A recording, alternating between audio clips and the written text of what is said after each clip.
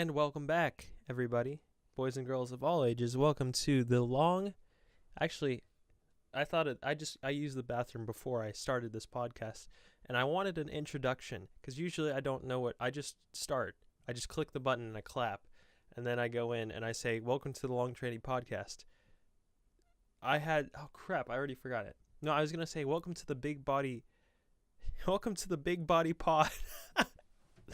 Welcome to the Big Body Pod, hosted by yours truly, Long Transaction. If you don't know, I am the professional FIFA player who has made millions of dollars playing around the world in Dubai and China. Those two countries only. I've won several tournaments and am a millionaire. Why am I doing a podcast if I'm a millionaire? Because I love the fans. That's all wrong. But today, I don't have a topic. I don't have a topic whatsoever.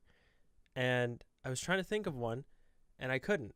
So then I went to Twitter, and I said, about to record a podcast. Give me a topic, and I'll talk about it. But this is the problem when you're not a big YouTuber, or you don't have a big following on Twitter. No one responded. So I still don't have a topic. But I am recording this earlier than I normally do. Usually I record on Sunday evening or even Saturday sometimes. But this is Friday night at 9:30. Friday night 9:30. How are you spending your Fridays? I'm in my parents' basement recording. I'm in my parents' basement talking to myself. How does that feel? Some of you guys might be out having a party, having a drink, having a good old time. But are you in your parents' basement talking to a camera? Didn't think so. I wasn't a big party guy. I didn't go to a single party in college or high school. I think that's what you would call a lame-o. And I am a lame-o. And I would say if you were about to go into high school, or you're in high school, or you're about to go to college, or you're in college, don't do that. Because while you might be like, I'm better than the party people, I don't need to party. You might be, and partying might not be your thing. But don't be like me, because I didn't even go to one. So partying might have been my thing. I could have been a party animal. But guess what? I won't ever find out because I didn't even try it. So don't be like me. I might be your dad in several other ways. But as your dad, I'm saying this right now, son. Go to that party. Just let it all hang loose, because you never know what's going to happen. But the reason I'm recording this on a Friday at 9:30 instead of partying with my friends, they're all here, is because I'm going to the beach with my family on Saturday and Sunday. So I didn't want to bring this stuff to the beach because I thought that'd be weird to do a podcast there. Now, going to the beach and going on vacation it's weird because I used to just think, I'm going to go to the beach and just relax. Now, because I try to YouTube, my first thought is, I'm going to go to the beach. I should probably vlog this. But I tried vlogging. I actually gave it a go. And you can see those videos on this channel. Yeah, actually, those are like the first videos on this channel. That's the whole reason this channel was created, I'm pretty sure. Because 2 summers ago, I went to New England and I recorded myself. And I didn't have this camera. I had a really crappy camera with a terrible microphone. And the videos, they were edited okay, I guess. They were all right, but the quality's bad. I didn't have Premiere Pro. I wouldn't watch those videos now. But I didn't really enjoy it. And that's kind of why I didn't continue vlogging. I thought that I didn't enjoy it because I didn't have a good camera.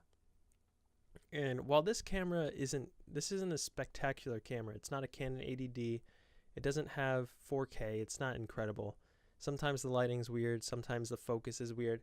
It's a pretty good camera, and you could definitely vlog with it. But I don't have anything to vlog. And I also think vlogging is a little bit unhealthy. I used to watch, if you know Prank vs. Prank, Jesse and Gina, back in 2011, 2011, maybe 2000, maybe even earlier, maybe 2010 to 2012. Not that whole period, but there was like a summer where I just watched their videos every day, and I thought it was really interesting. And I never was a huge vlog guy, but for that period of time, I was actually really interested, and I would watch every day. If you don't really follow him anymore, he doesn't vlog at all, and he continually talks about how vlogging is kind of like detrimental to your health, and he thinks that being a daily vlogger is really bad. Let me actually, what's his name? Jesse Wellens, prank. What's his name? Oh man, Jesse Wellens. YouTube or Twitter, Jesse Welly. Oh, what a terrible. No one's gonna find you with that. So he, yeah. What did he say? Here we go. This was in response to the FouseyTube thing. If you don't know what FouseyTube, why do I care about these people? I don't. But he wrote, Jesse Wellens did, I think I need to make a video of what it's like to be a YouTuber that vlogs their personal life, like the pressure and the effect it has on your mental health, especially if you create a large following, millions of people commenting on how you should live. And that's not really why I didn't like vlogging, but I thought this is an interesting thing to think about. He also then went on to say, I feel for Fousey. I can kind of think on his level of mental health. Only difference is I never wanted to be famous. My drive was I wanted people to be inspired by me. As my YouTube fame came to an end, I just explored other ways to inspire. That keeps me happy. So I think this is kind of an interesting way to look at it. I think he's an interesting guy. I don't really like the same kinds of things he does. Like, he seems like he's into fashion and stuff, and there's nothing wrong with that, but it's just not the kind of stuff I really care about. But he's a good editor, and I like watching some of his videos. But I do think vlogging has become the thing, and I don't like it because, first of all, the videos are really boring. Like, when I was vlogging, I was on vacation, so it was supposed to be fun, but I realized it's just so boring. There's nothing to do. My vlogs were so boring. I could probably watch them and just look back at them and think, what is the point of this? I'm actually I'm trying to find it right now. I should have a camera. I should screen record this or something. Let's see, what is the first video on this entire channel? The first video is, the first video is my setup, the saddest gaming setup ever. That's funny because actually this setup has changed completely. That camera has changed completely. That boy has changed completely. And that was posted whoa. Oh my gosh, that was almost posted exactly 2 years ago. July 19th. Today's July 20th. That's kind of wild. I haven't realized how that has only 2 years actually isn't that much, but getting weird nostalgia right now.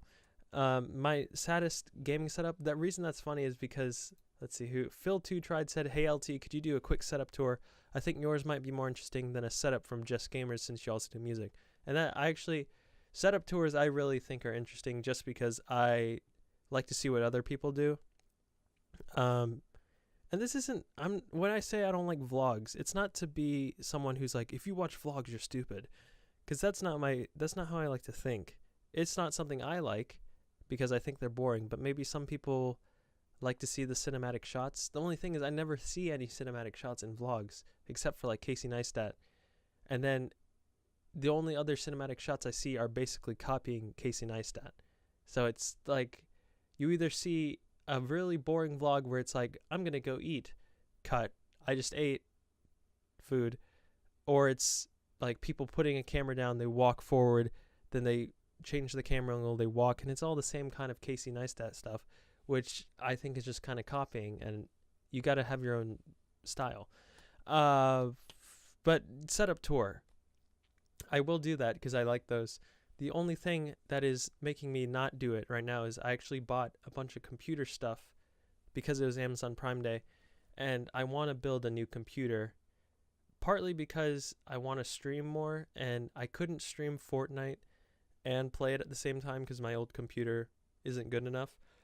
So I bought some new stuff. I spent way more than I probably should have, but I didn't spend enough that it was like top tier. It's like an average gaming rig, but it's better than the rig I have now. I have this weird thing where I don't like to spend a ton of money unless I don't like to spend a ton of money because I always want to feel like I'm getting a deal. And when you see like a $450 GPU. I can't bring myself to spend $450 on one piece of equipment that isn't not even gonna. The GPU is not gonna make me. It's not gonna improve something that drastically for me. Like, I can play Fortnite and I can have fun on this rig, which is basically like the GPU and CPU of a top tier thing. It's pretty much the same price. So I don't see the point in spending that much money. But I do. I think I have a nice setup. I think it's a cool setup. There are a couple things I don't like about it. Like, I'm always sweaty down here. I don't have a fan. Well, I do have a fan. It's right there. But it's an industrial fan. So if I turned it on, all you would hear was the fan noise. It would be the fan noise. I need to get one of those fans that has no blades, because I think those are silent. But those are like $300, and I don't want to spend $300 on a fan, because in my mind, it's like I spend $300 on a fan, then for some reason the fan breaks, then I just lost $300. I have an AC unit up there, but it's not worked for like 3 years, so it's just kind of there. The last time I turned it on, hornets just started flying all around the room, and we had to freak out and run away and then spray them with like pesticide or something. But yeah, I think setup tour would be cool. And really, there's not actually, now that I think about it, I do music, but there's not too much stuff that's different other than what you would expect from someone who does music as well. The main thing being I have a keyboard, which it's a digital piano actually, and I bought that about 3 years ago. It was my Christmas present. I really like this. Like, it's probably my favorite thing here. Maybe the computer, because that was the first computer I ever built. But this piano, it's a digital piano, and I just like, it's so much fun to play. I have some guitars as well. I don't know if that's really part of my setup. But it's funny looking back at this video. If you want to go watch it right now, it's the first video on this channel, my setup, the saddest gaming setup ever. I was using a MacBook Air, which I still have. It's a good computer, but it's not meant for this. I'm going to watch this. I'm not going to turn on the volume because I don't know how I would do this, edit it quickly. People make fun of me for being sweaty now. I'm a sweaty guy. I was just 100% sweaty because I'm in the basement now. So the basement, hot air rises, right? So the basement still gets pretty hot because it's hot outside. I was in the attic. All the hot air in the house went up there. It was probably 100 degrees, and I couldn't put a fan on because it would be too loud. So let me see what I'm using. Okay, I'm using a blue microphone, which I upgraded to this Blue Spark. I have that blue microphone, which is good, by the way. I don't know where it is exactly, but it's somewhere around here. Probably $30 Christmas gift from my sister. I see my other microphone in the background, which is a condenser mic like this one, but not as good. It's a green. I can't remember. I bought that for like $70, and that was a huge purchase for me. So I'm streaming, so I had figured out I was recording audio through GarageBand, which I don't record through GarageBand because you need to have Apple. So I have a Windows computer now. So I record through Audacity, which is actually open source, so it's free, and it's just as good. So you don't even need that. I was using, I would stream sometimes, but I used a PS4 camera, which I have like down there. I don't use it at all anymore. That PS4 camera cost me like $50, and I don't use it. I was using this. I actually have the TV that I'm using, but it's like my second monitor. I bought this gaming computer monitor as well because I thought it would help me in the weekend league. It probably does because there's a better response time. But I have this monitor still. Oh, I show my fan. I knew I would always get really hot, so I showed the fan in there as well. I have the PS4, of course. I show a guitar, show another guitar, which I still have. I show the piano behind me. I'm probably talking about how it's not the greatest setup, but it gets the job done, which is true. And that's what I like to reiterate still in every gaming setup. Like this gaming setup I've mentioned before, it's going to be expensive, but if people don't treat it as a barrier, because the fact that you don't have a really good gaming setup doesn't mean that you're not going to become famous. And I shouldn't even say you become famous, because that shouldn't be the goal. It doesn't mean that you're not going to get a following and you're not going to make good videos. The best videos on the internet right now, with no questions asked, in my opinion, are Primitive Technology. His videos, there are few things in this world, because of how hectic it is and how attention grabbing everything is. There are few things that keep my attention for longer than 5 minutes. I cannot turn away from his videos. He could have a 30-minute long video. He doesn't even say a word. If you don't know what Primitive Technology is, look it up now, please. Primitive Technology. He could have a video where he doesn't say anything for 30 minutes. I would not turn it off. I would not do anything. Even, you guys know how much I love football, soccer. I like sports. I like basketball. I can't watch a game without having on my laptop and like going on Reddit and looking up comments, or going on YouTube and like multitasking, because I get bored. His videos, they're shot with a pretty good camera. It's good camera quality, but it's like it's not expensive at all. It's not like the equipment makes the difference. His videos, the content within him, it's what makes the difference. 2 years ago, I was reacting to a day in the life of Jaden Smith. I think that's actually a funny video if you guys want to check it out. All right, but here, July 27th, waiting in the car.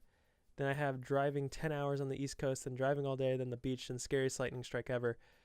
So I spaced them out because I thought I was going to do every day, but it was just not fun.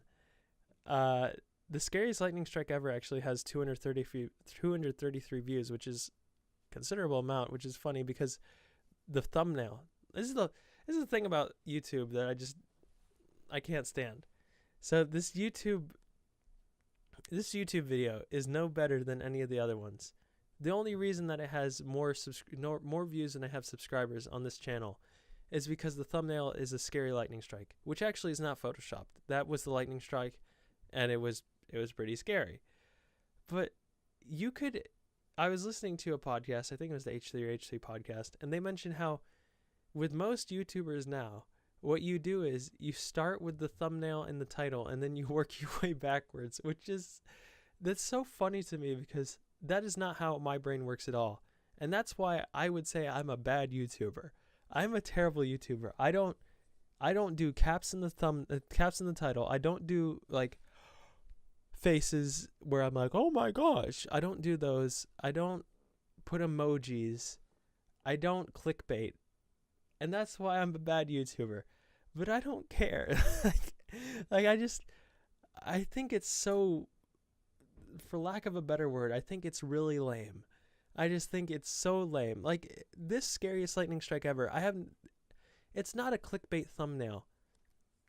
It's not a clickbait title, in my opinion, because it actually happened. And that was the scariest lightning strike ever for me. I've never seen anything that scary. And the thumbnail is not doctored at all. It's just a still from the video. But like, if I was a good YouTuber, I would have said, OMG, exclamation point, this lightning strike almost killed me, or something like that. And then I would have that picture, but I would brighten it even more and darken everything else so the lightning really stands out. Then I would have like a crying emoji on the side. Then I have my face and it's all red going like, oh, that would get 100 views. That would get 100,000 views. Instead, it's 233, and it's copyrighted. I think that's because I put a Coldplay song at the end. Then I went through this thing where I just started posting a bunch of songs on here, which I don't know why I did that, because this wasn't actually, no, I did that because I was posting them to Long Transaction, and people weren't that interested. Wow, I've actually we actually have a notification, boys. Grizz, my boy Grizz. I don't know if Grizz watches the podcast, but if you do, Grizz says, how do you think EA will inevitably screw up FIFA 19? New player instructions look good, but EA will mess it up somehow. Honestly, Foot has ruined anyone trying to play actual football. This is an interesting topic. So I was thinking about this.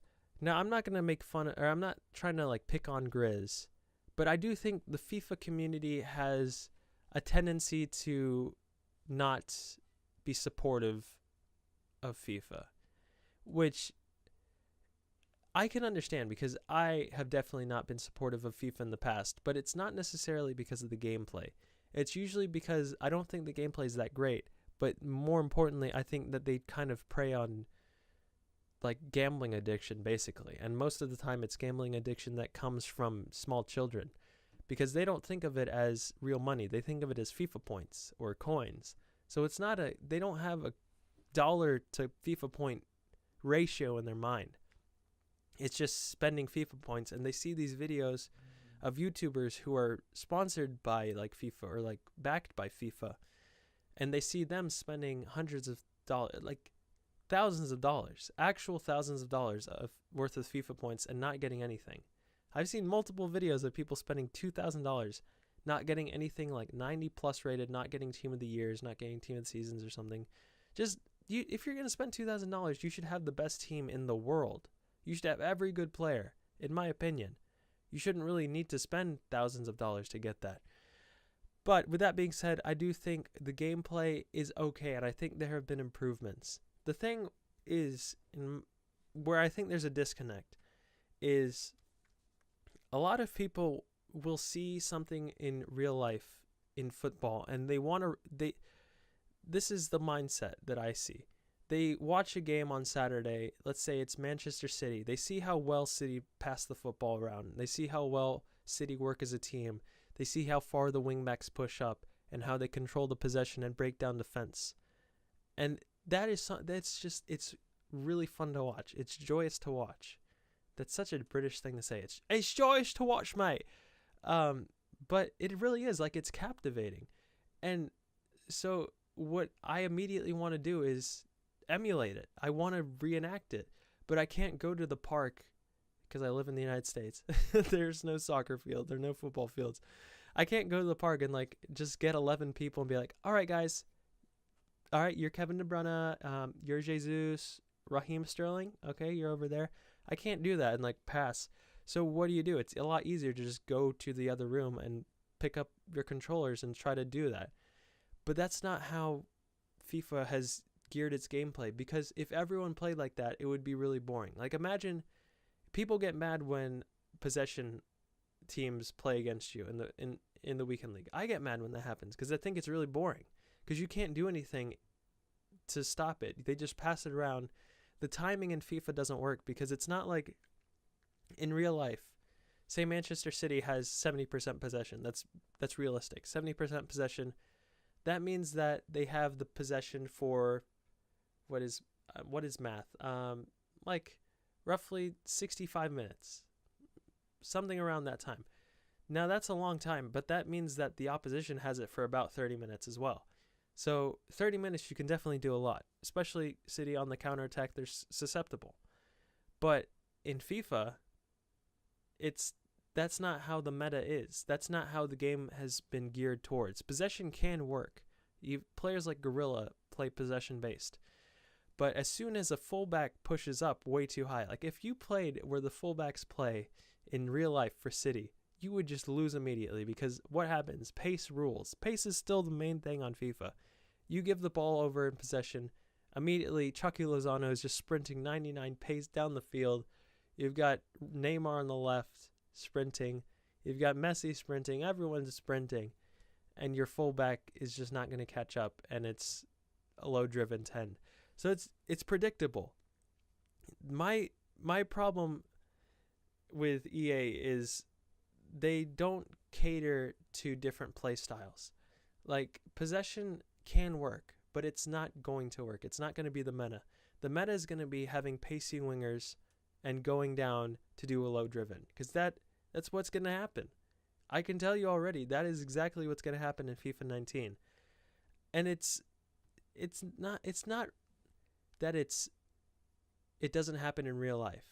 Like, counterattacking has, in my opinion, taken over. Like, if you look at Leicester City, I know it's just 1 year, but in 2016, they won the league by just counterattacking. 4-4-2, have N'Golo Kante run around the midfield, kick the ball as far as you can to Jamie Vardy, have him run and score.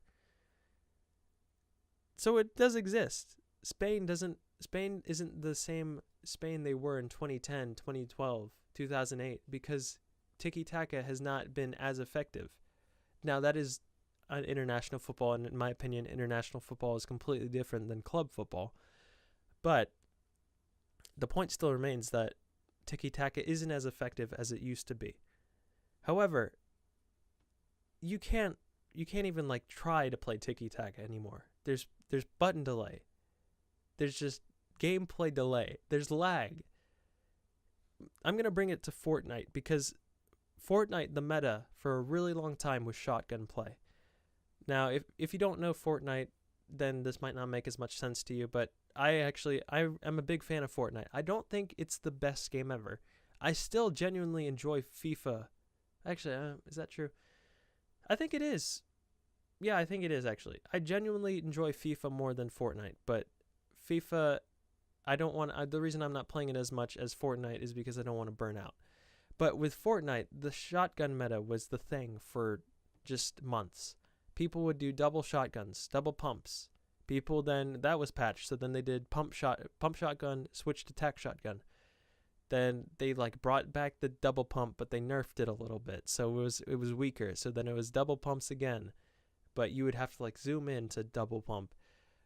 The thing is, they were trying to fix it because it wasn't supposed to be double pumps. You weren't supposed to just have multiple shotguns. That's not how they wanted to play. Now, so that was months. The game came out last July. This most recent patch that came out a week and a half ago or something to Season 5, shotguns are no longer the meta. People would rather use the new SMG because of the fire rate as opposed to a green pump shotgun, which is just mind-blowing. Because if you think back to 2 months ago, an SMG, even a suppressed SMG, no one was taking that at all. It was just shotguns. How many shotguns can you carry? But that's why I like Fortnite. That's why I like what Epic has done. They keep bringing in new aspects to the game to change it slightly, to try to make it more balanced. You can go through, and every gun now has a place. Everything in that game is there, and it serves a purpose, depending on if you want to use it. Say you're the kind of player who's really good at long-range distance shooting, but when you get up close, you're kind of just, I can't do anything. You can rock a thermal AR. You can use a drum gun to just break down walls. You can use an LMG if you want to break down walls, but you want to have a safer distance with more spray. There are just so many different angles to approach it. You don't even need to be a good shooter in the game to play. You can be just a builder. You can just build around people. You can trap them in boxes, put a trap down, kill them immediately. You don't even need to shoot a gun to win. That's so weird that you can have so many different options when you're coming from FIFA. Where in FIFA, what is your option really? Genuinely, what is the option? You have to be someone who has a really expensive team to play effectively in the weekend league, to play effectively at these tournaments. You have to have a really expensive team. You have to have really good pacey players at every position, and you have to have stamina. And that's it. That's all you need. It doesn't matter about using a player I'm trying to think of someone. I don't even know. Toni Kroos, arguably, actually even better than that. Aside from Luka Modric's team of the year, or maybe even his team of the season, no one in the pro scene was using Luka Modric, who, in my opinion, was the best player in the world this year, and has been the best midfielder for 2 or 3 years now. I would say N'Golo Kante is really close. I think N'Golo Kante is probably the second best, and then there's a pretty big gap between after that. But Luka Modric has been one of the best, everyone can say, in the world. But no one uses him because he's not pacey, because he's not strong, because he's not a giant fast guy. He's not a giant fast strong guy who can shoot long shots. But if you ask anyone who knows about football, he's one of the best players in the world. And so my point is, you can't really be creative with FIFA. Like, you have these custom tactics which are cool, but the custom tactics that everyone used were just to try to fix the wrong mechanics that existed in the game. Like, everyone immediately just sets their fullbacks on stay back while attacking because they know if they leave them on balanced attacking, they're just going to like stand in the corner for some reason. They're not going to track back at all. They're going to get hit on a counter attack, and it's going to be a low driven, and the game is over. So it's not like you can be Manchester City. You can't be Pep Guardiola and have total control. Pep Guardiola would hate FIFA. He would throw it out of the window. Jose Mourinho would throw FIFA out of the window because you can't, like, the really cool thing about football for me is how it's basically chess. I'm a big fan of chess because it's all about tactics. It's about strategy. You can have a really good team. You can have really good players at every position. You can have the most money spent. But the reason that Manchester City was so dominant this year was not because of the money spent. The money spent obviously helps. But the fact that they had an idea of how they wanted to play.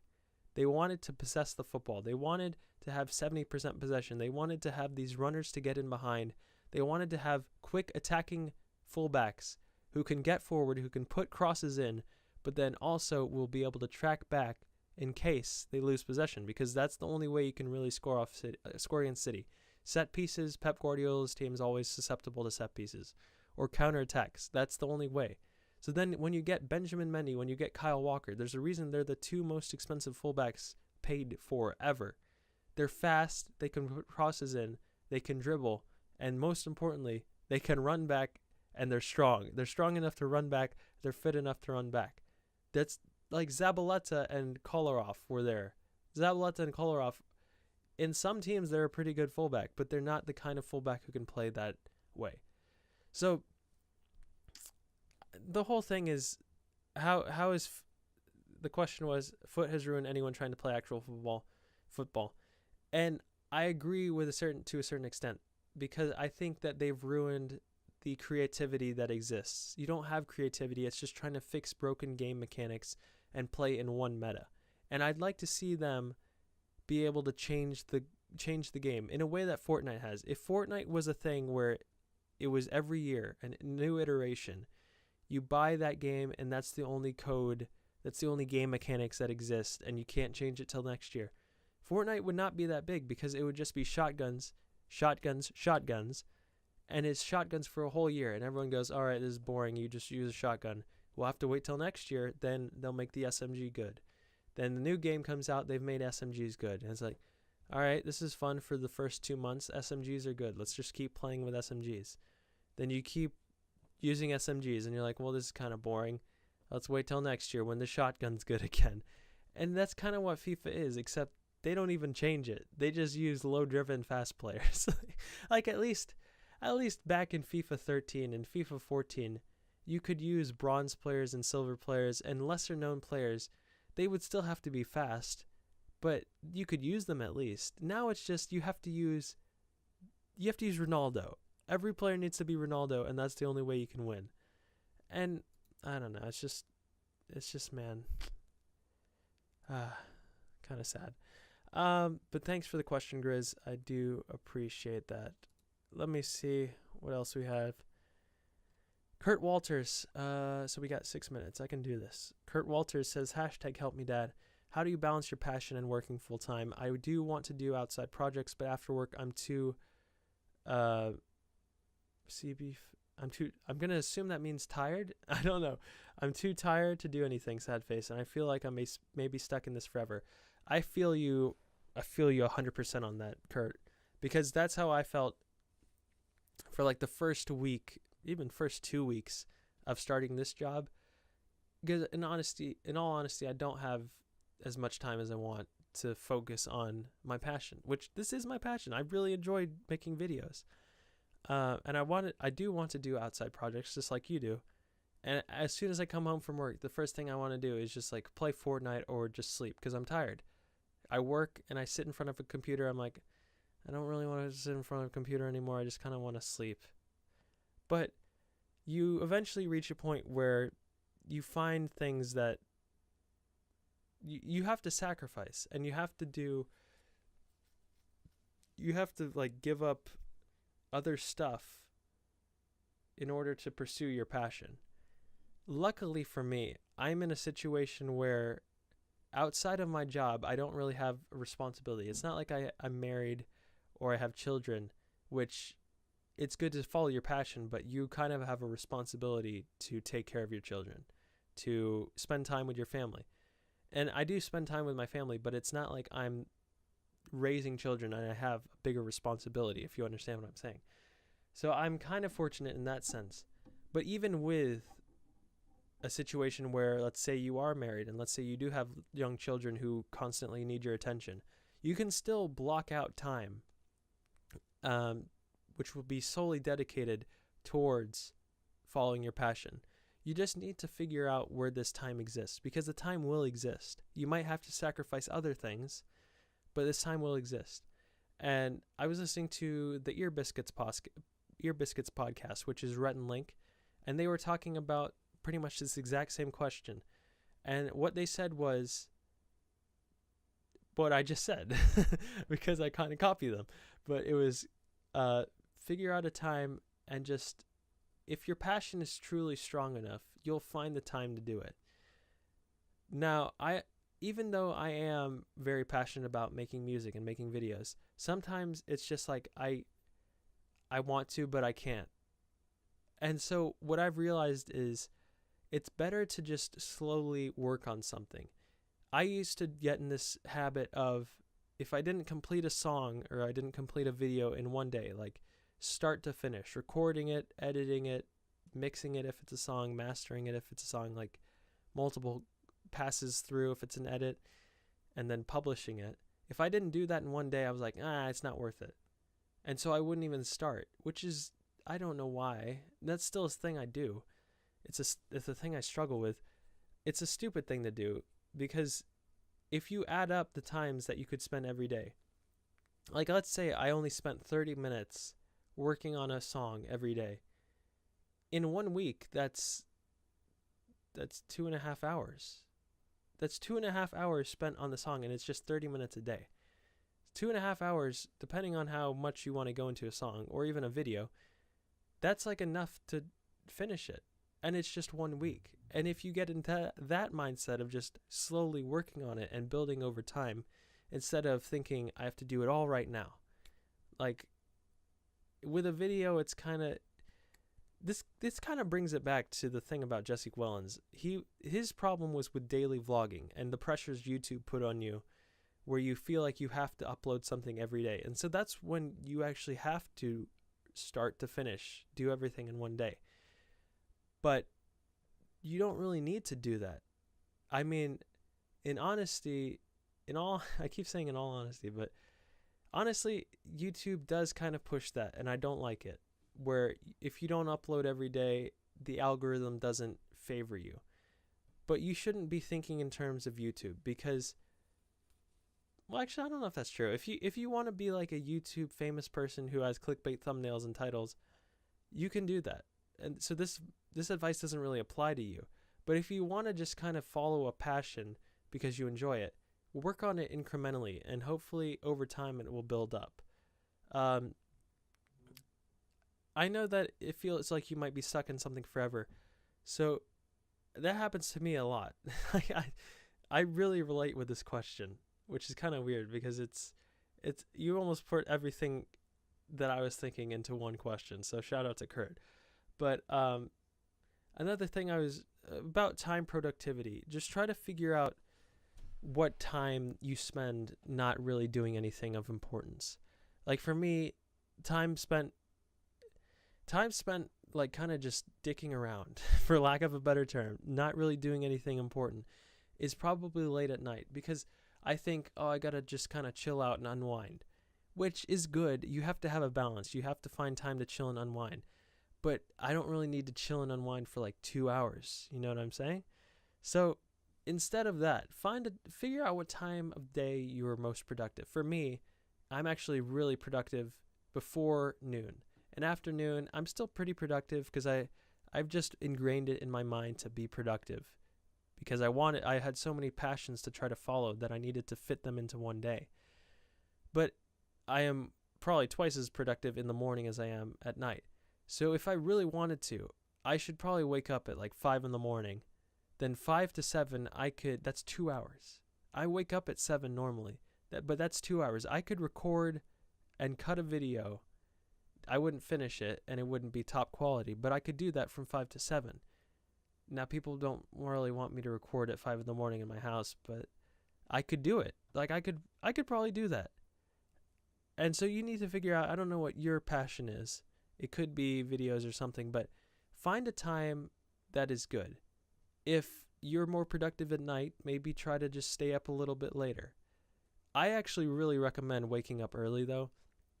It's something that the reason why I'm more focused in the morning is because I know no one else is awake. Well, I mean, at work, there are other people and they're awake because they're there. But for the most part, I think I just wake up, I have a lot of energy, and I just kind of go at it. I understand what's my task, and I try to knock it out quickly. And we were talking about productivity at work, which is kind of funny. It's like a human thing about thinking about productivity.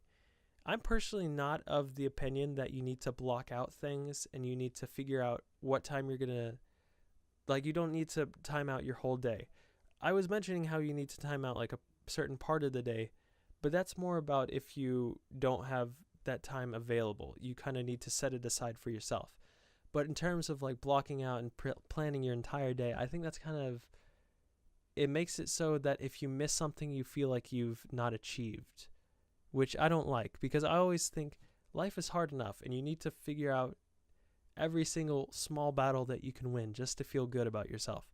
I'm not the kind of guy who wants to beat someone up or beat yourself up, because to be honest, I kind of do that to a fault, where I think, oh, I'm not good enough to do this.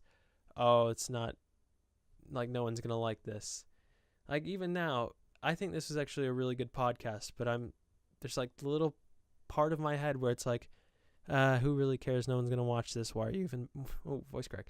Why are you even bothering? And it's a bad habit of mine, and that's why I like to take small wins wherever I can.